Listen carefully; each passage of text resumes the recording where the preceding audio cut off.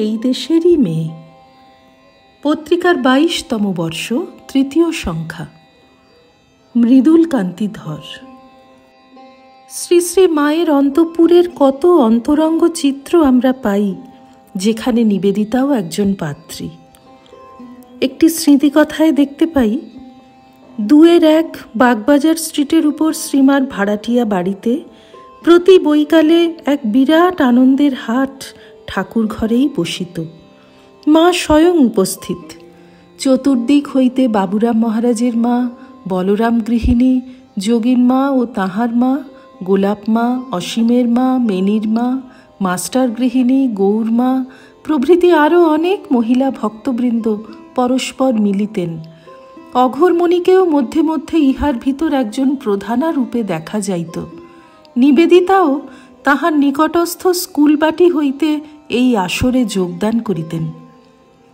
একসময় কয়েকদিন উপরি উপরি শ্রী রামকৃষ্ণদেবের ভ্রাতুষ্পুত্রী পরম পবিত্রাত্মা লক্ষ্মীমণি দেবী সকলকে প্রচুর আনন্দ দিয়াছিলেন। গোলাপমা তাহার জামাতা পাথুরিয়া ঘাটার রাজা সৌরীন্দ্র ঠাকুরের বাড়ি হইতে নানারূপ পিতলের গহনা, বালা, হার, অনন্ত, বাজু, রূপার পাঁইজোর প্রভৃতি জোগাড় করিয়া সুন্দর নববস্ত্রে লক্ষ্মীমণিকে বৃন্দের ভূমিকায় সুসজ্জিতা করিতেন। লক্ষ্মীদেবী বাল বিধবা, তাহাকে এমনিই দেখিতে সোনার গৌরীর মতো, কোনো অলঙ্কার আভরণের প্রয়োজন ছিল না।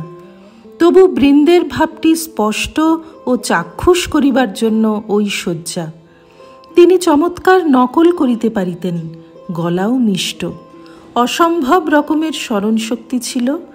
পালাকে পালা এক দিন 2-3 ঘণ্টা ধরিয়া লক্ষ্মীদেবী গাহিতেন।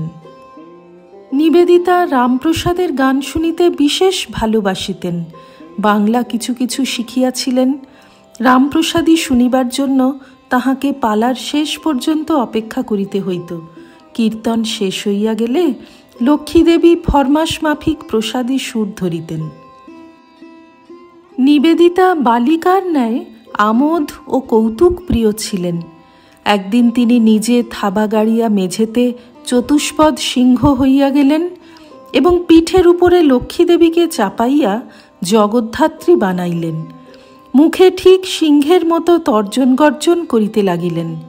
ইহা দেখিয়া শ্রী শ্রী মা ও অন্যান্য সকলে হাসিয়া লুটোপুটি। এই দৃশ্য দেখে কি আমাদের মনে হয় না নিবেদিতা আমাদেরই একজন, আমাদের দেশেরই মেয়ে?